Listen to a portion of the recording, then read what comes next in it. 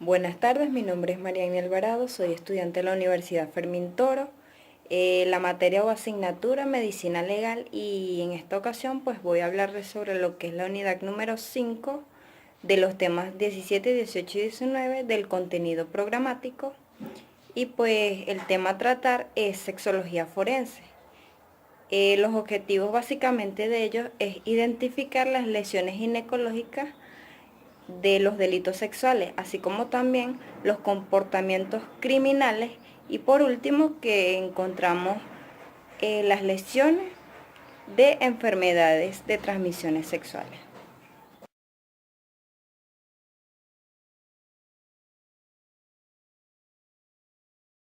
Delitos sexuales. En este encontramos la violencia erótica.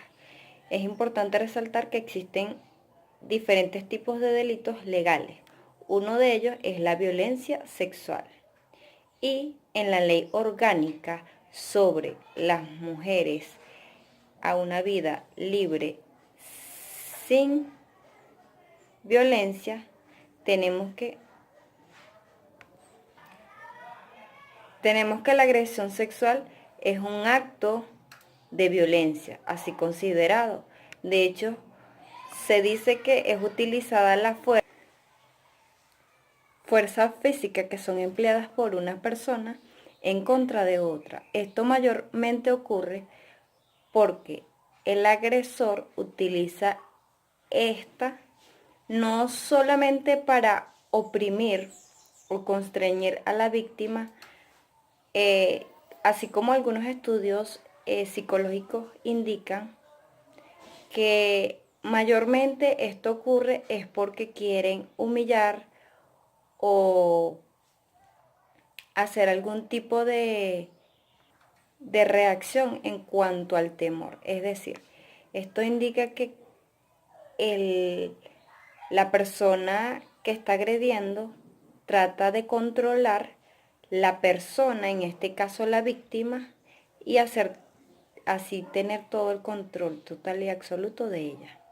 También conseguimos otro tipo de... Este otro tipo de delito es el acto carnal. Este trata más que todo o hace referencia, según el artículo 44, que es la víctima vulnerable, es decir, la mujer, por lo general en un aproximado, según las estadísticas, a una edad inferior a 13 años, es decir, en lo que es la etapa de la adolescencia.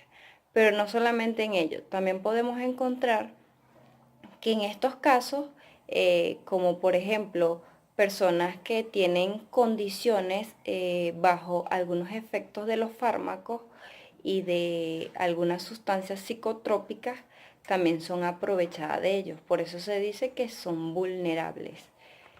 La sanción para estos son de 15 a 20 años, según la pena. Actos lascivos. Así también tenemos que aquel que mediante el empleo de violencia tenga el ánimo o no de cometer de igual manera será sancionado. Violación. Es el acto carnal. Esto quiere decir que es la penetración del pene en la vagina o cavidad vaginal, en el recto anal, bajo amenazas o violencia.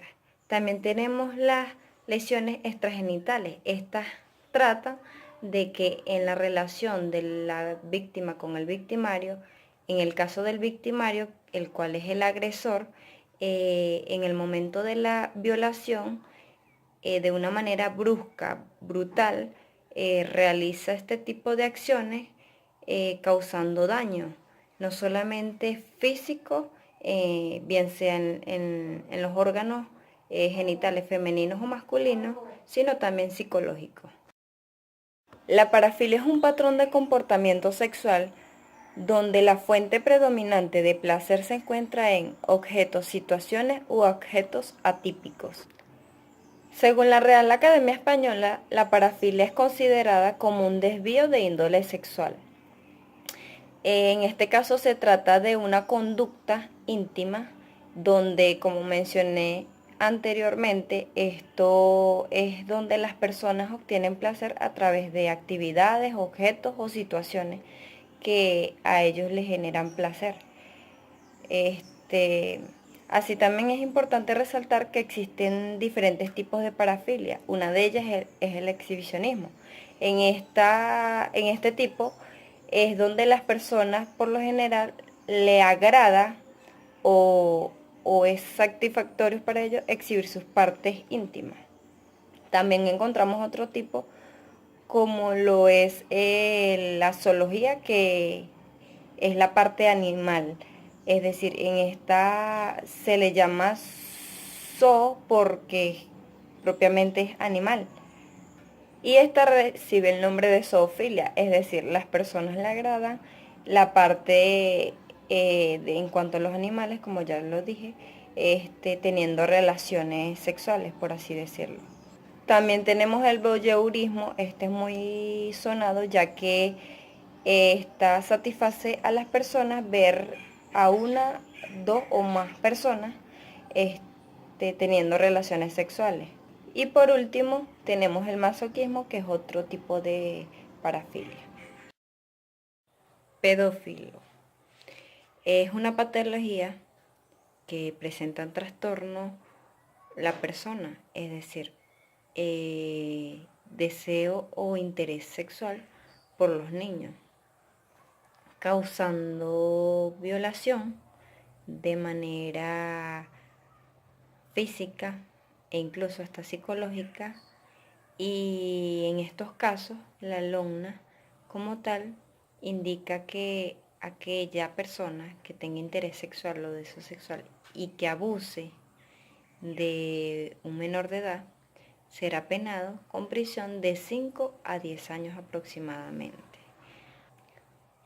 Corrupción de menores o seducción. En el derecho penal es un delito consciente una persona. El aborto provocado es aquel que se realiza con el consentimiento de la madre. El aborto accidental es aquel donde no existe dolo, es decir, no hay intención.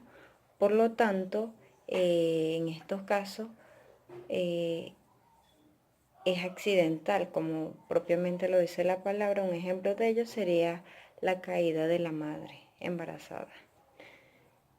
También tenemos el aborto terapéutico. Este consiste en donde la vida de la madre se encuentra en riesgo, por lo cual se debe decidir. En este caso se hacen excepciones, ya que está en riesgo la vida de la madre.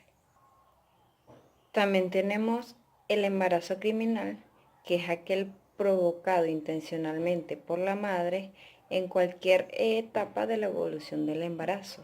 Es decir, es expulsado el feto o el bebé que se está gestando, como ya lo mencioné, en cualquier etapa del embarazo. Y el aborto consentido es aquel que es realizado por la madre o provocado por la madre. Este aborto es sancionado a prisión de 12 a 30 meses de prisión. Y por último tenemos el aborto sufrido, que trata de las lesiones gravísimas, y lo encontramos en el Código Penal en el artículo 432, detalladamente cada una de las lesiones graves, gravísimas, en cuanto a las sanciones que el Código Penal estipula en cuanto a las penalidades de prisión. Sentencia número 1998, emitida por el Tribunal Supremo de Justicia de la Sala Constitucional el 22 de noviembre del 2006. Se dicta la medida de privación judicial preventiva contra el ciudadano Jesús Bonifa. Esto es por la presunta vinculación y al mismo tiempo comisión de delito de aborto. En esta sentencia es importante resaltar que se le está vulnerando el derecho, es decir, según el artículo 49 de la Constitución de la República Bolivariana de Venezuela, el derecho al debido proceso a este ciudadano se le está imputando por un delito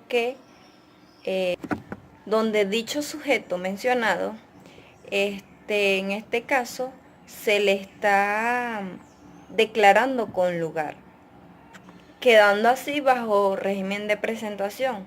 En lo particular, más bien en lo personal, considero que estoy de acuerdo en que se le respeten sus derechos, ya que como se establece en la ley, en la legislación venezolana, todo venezolano o todo ciudadano venezolano tiene el derecho a ser respetado, por lo cual considero que no les han vulnerado sus derechos. A la luz del Código Penal, tomando en consideración los elementos del delito positivo, ¿una enfermedad de transmisión sexual sería un delito? Bueno, la respuesta sería sí, basándome en la legislación venezolana, específicamente en el Código Penal. ¿Por qué? Porque una pareja que forma una familia donde la esposa está embarazada y dicho sujeto, en el caso del hombre, tiene relaciones sexuales con otra mujer que no forma parte de la familia, es decir, aislada a ella, luego a unos días de su embarazo está nuevamente con su esposa, pues transmite, en este caso, una enfermedad de transmisión sexual, estaría afectando la vida y al mismo tiempo colocando, o más bien poniendo en riesgo, la vida de este bebé. Y en el artículo 414 del Código Penal indica que toda persona que ponga en riesgo la vida de la madre o del hijo, esta será sancionada con prisión de 3 a 6 años. Es decir, que la ley regula este tipo de hechos, ya que se está poniendo en riesgo la vida, como ya lo he repetido. Esto vendría a ser una lesión muy grave, es decir, gravísima. Por tal motivo, así también puedo mencionar el